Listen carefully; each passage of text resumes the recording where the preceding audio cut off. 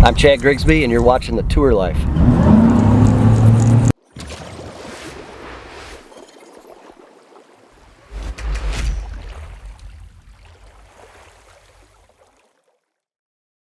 Stopped down to Arkansas, went to Vexus, met everybody, you know, picked the boat up. We're hauling down to Florida. Next day, we get down to Kyle's, my buddy Kyle's. He's in Palm Bay, where my old traveling partner, JT Kenny, that's where he lives, and we're gonna do the JT Kenny Fishing Show, or whatever the heck he calls it. I don't even know what it's called. Pretty good setup here. Getting the boat around. We still got one more day. Got her wrapped. Wrap guy finally got it done. That was a miracle. Here's the accommodations. Got a couple more boats.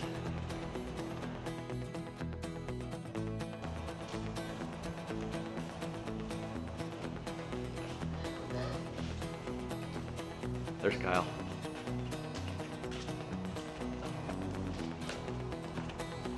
Just showing them the accommodations.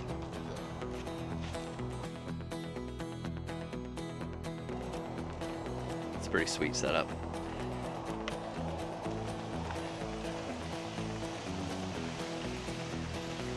This is where we hang out every night, basically. Cook out, watch the ball game. Got the smoker, deep fryer, flat screen. And here's my room.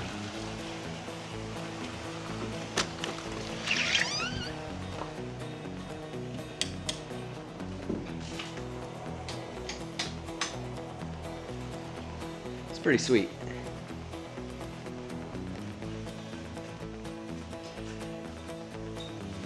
Got my own little room. Thanks, Kyle. Bathroom, shower. Go in the pool if I want. Pretty good setup. We'll play a little volleyball. That ain't happening. There's the big green egg.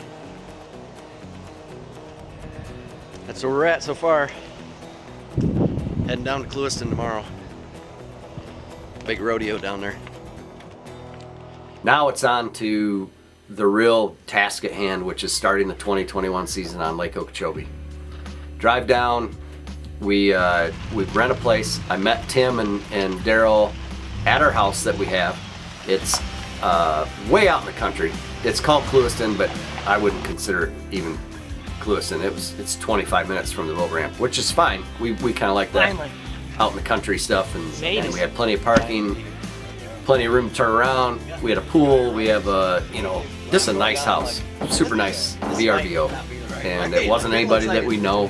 A lot of these places we stay, we know who it is, and we know, you know, it's a, you know, nice place. But this one we rented, we were hoping it was nice, and it really was. So we get everything situated. We get unpacked, getting rods and stuff ready. You know, we're ready to go on Okeechobee. I know exactly what's going to happen. I know it's a warming trend. I know we got a new moon. So we get everything ready, and I'm ready to hit the water. You know, daybreak. We're at the ramp. We're actually there early. We have to wait to take off and head out on the water. It was a really good day. The first day of practice was super good. Had quite a few bites. A lot of boats around, so I couldn't really set the hook. Ended up, I did catch one about 6, maybe a little better, and then a few other little ones where there wasn't boats around where I could actually pull on one. But they're so you know, you don't really want to do that anyway in practice. So we just kind of shook a bunch of fish off and kind of got dialed in to where I need to go. That's not the gentleman. It's a big one.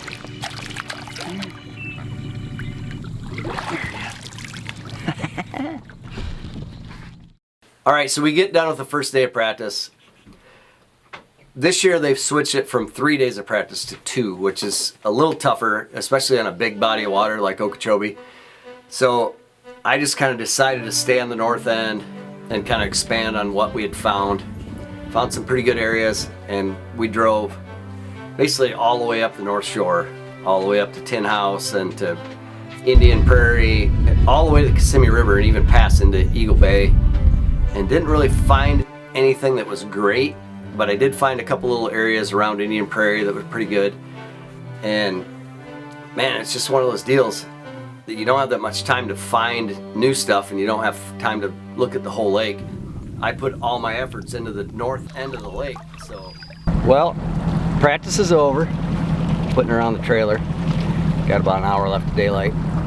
It's pretty good. Found a couple little good areas. Can't really set the hook, so we're gonna see how big they are. A couple of them brought up were pretty nice ones, so we are gonna find out on Thursday. Stay tuned.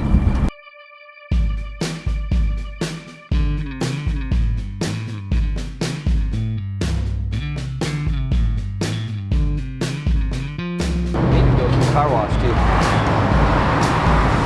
Well, good thing we got a day off. The old FBP truck, his tire's been going low, and we're gonna have to put a plug in it or something. I don't know what's the problem, but I don't want to wake up tomorrow morning with a flat tire, so we're gonna get this stuff done before it causes a big problem.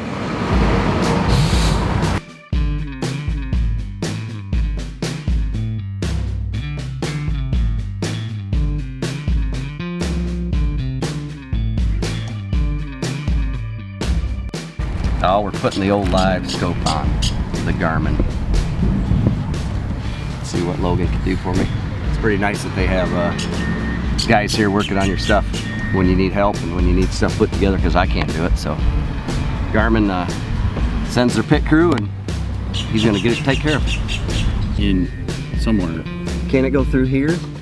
Oh no, I see what you're saying. We'd have to drill a hole that That's way. okay. But I may be able to reroute those wires. Okay. So I run one in perspective, one in forward. When, you know, shallow water is the only place it works. But then if something goes wrong with one, I have separate boxes so I can just flip the perspective one to live. So we eat lunch. Leaving lunch, I run into my buddy Jerry Ware. He's a buddy of mine I've known for like 20 years. He grew up in Michigan, and when I first met him, he was in Florida. Well, in 1996. He went to Florida, down to Clewiston, fished Okeechobee, and basically just never went back to Michigan. Come back, I gotta get the picture made. Okay, good. Are you gonna be here? Till 2 o'clock and I'm going out. Yeah. Oh, yeah. Great seeing you, my friend. Yeah, you too. I do love you. He's the best guy ever. Who's that? It's Jerry Ware. He's a guide out of Roland. Oh, gotcha. I've known him for 20-some years. He came here from Michigan. Gotcha. On just a weekend trip, and never left. 35 years ago.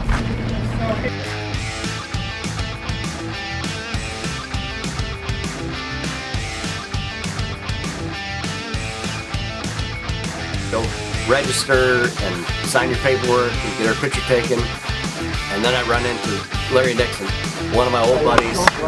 When I first started fishing, he was on the Stratus team for 100 years, and I'm the new guy coming in, and we always hit it off. Apparently. And there's Bill. Yeah, he's been here since the beginning. Who's older, you or Bill? That looks like something. How old are you, Bill? Well, I'm 73. Oh shoot, he is older than me. Yeah, I'm old. As a matter of fact, Who's got more top 10s? in what? In FLW? History? Well, Or in any, either I'd one. say Andy Morgan. Now, between you two, we're talking about you two. No, between us, shoot.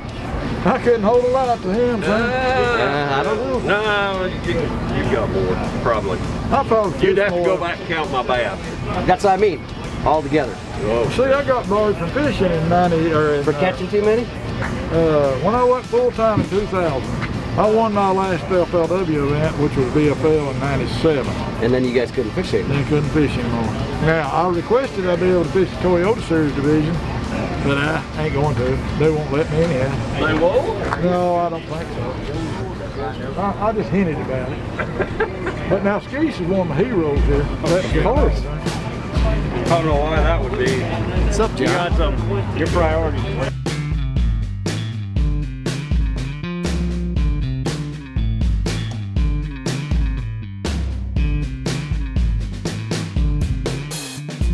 Grigsby. Yep, I'm a rookie this year. Same number.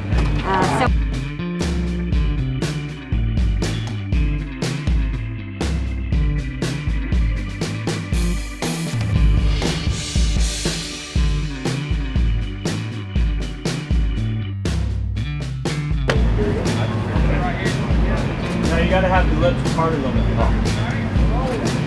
Should I do this? Is it like this?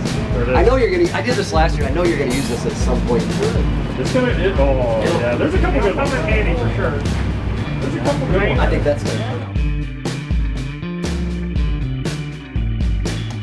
All right, now just the goal is to be up there on Saturday and Sunday. Let's do it. Let's go back and get our tackle done.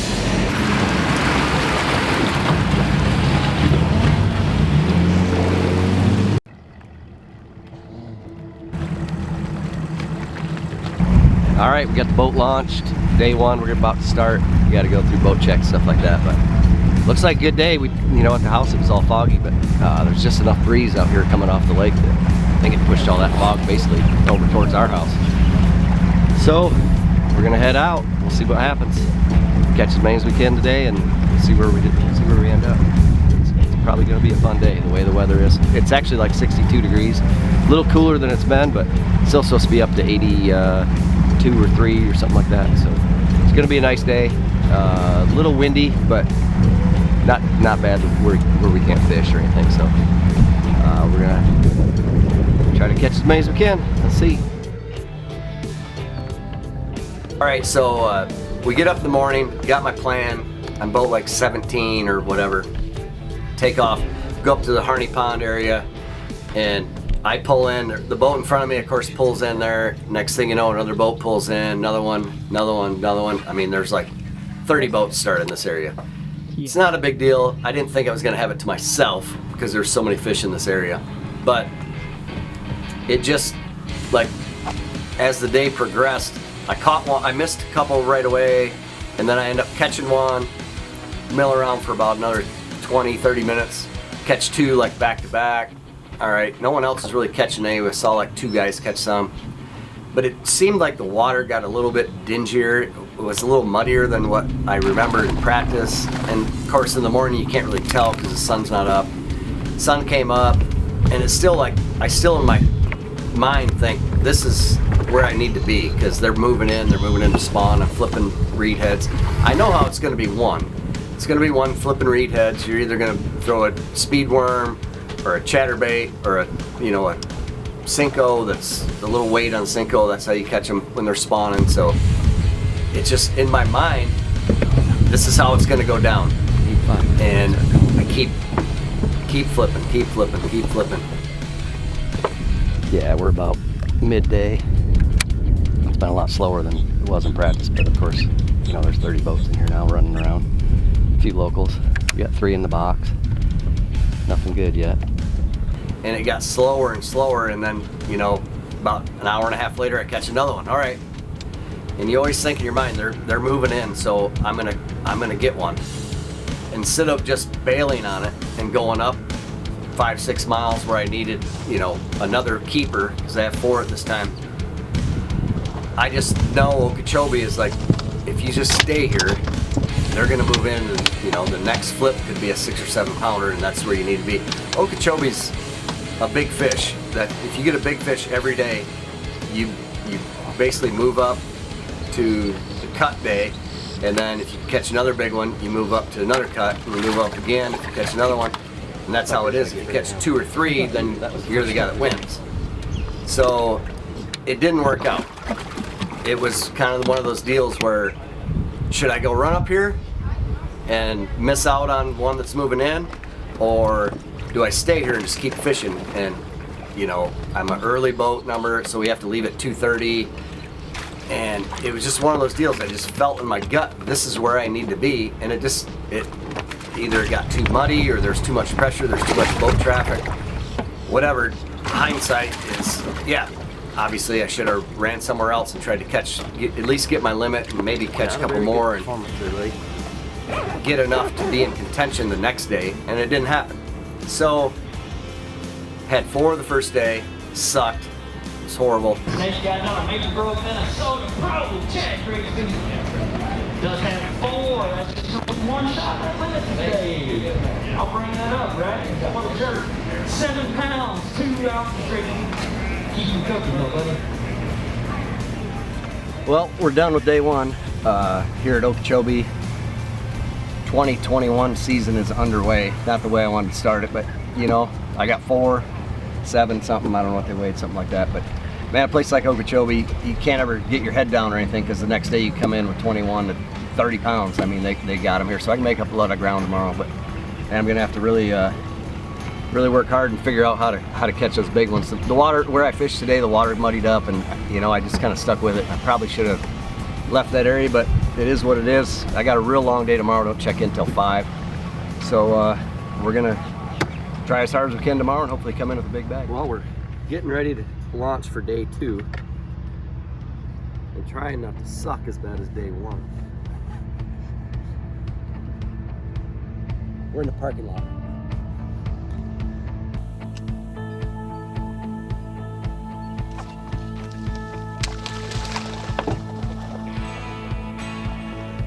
And the next day, scrap everything that I found in practice. I'm gonna go to the South Shore. I went to Pelican, started down there, missed my first one, and then I caught one, and then I went over to the hard line in Pelican and ended up catching like 3 in a row, and then I caught my 5th one, and then I'm like, I see some, you know, heavy vegetation. I'm gonna flip and try to catch a big one. I'm gonna punch, and that's basically what I did. And the second mat that I went to, I flipped through, and sure enough, it's a 3.5 pounder, pretty nice one. Get that in the box, and then mill around there, and I'm like, you know what? I've got all day. I don't check in till 5 o'clock, so that's 2 out of that mat.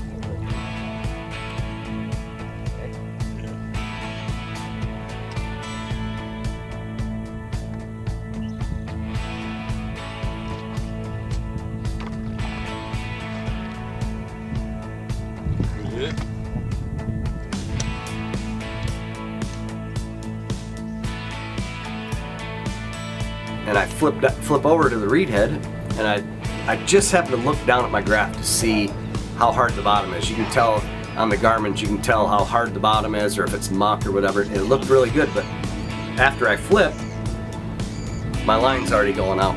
So I set the hook, and it was a big one. It was the one I needed. And that 1 second that I wasn't paying attention, it got me around the reeds, and I'm bowed up on it, and I can't pull her back, she's so big, and then she gets me in the reeds and gets hung in the reeds, and it comes off. That was the bite I needed. So I leave that area and I go run a little bit farther in, and I find all these scattered reeds and stuff. Real hard bottom, looks great. Flip, flip, flip, flip, nothing. And I keep going out, farther out towards the main lake, and there's a giant mat. And I told my marshal, I said, I'm gonna catch 2 big ones out of this mat. And I flip in and I catch a 4 plus, whatever it is. Get it in the boat, good one. Go around the backside. Now I'm getting like 15 minutes I have to go. Miss one, and then I go a little bit farther and I flip in, and he's got it. I set the hook, and it's a 4 or 5 pounder. I get it at the top of the bat and it comes off. And it's just heartbreaking, because I know that's the fish that gets me paid. The fish, the big one I lost on the reed, is the one that I make the cut.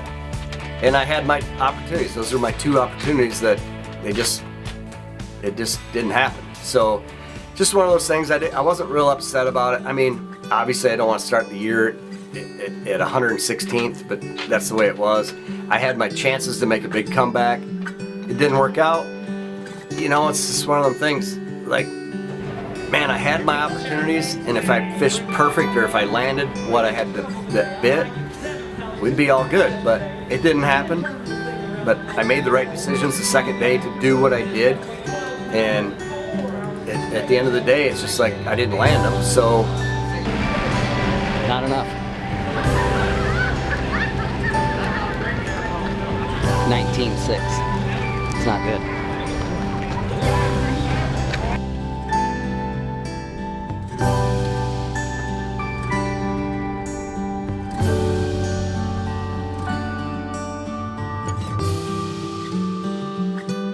The only difference between ordinary and extraordinary is that little extra.